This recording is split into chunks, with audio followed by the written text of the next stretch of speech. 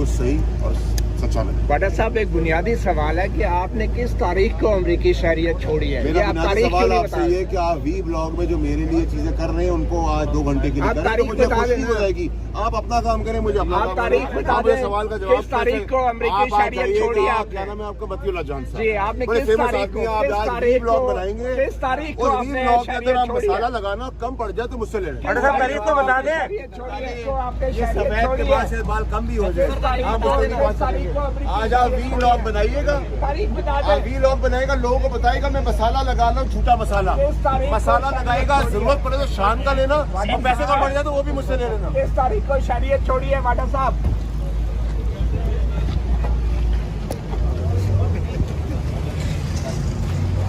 सफेद के बाद से बाल कम भी हो जाए। आप मुझसे नहीं बात करेंगे। आज आप वी ब्लॉग बनाइएगा, तारीख बता आप वी ब्लॉग बनाएगा, लोगों को बताएगा मैं मसाला लगा रहा हूँ, झूठा मसाला मसाला लगाएगा। जरूरत पड़े तो शान का लेना और पैसे कम पड़ जाए तो वो भी मुझसे ले लेना। किस तारीख को शहरियत छोड़ी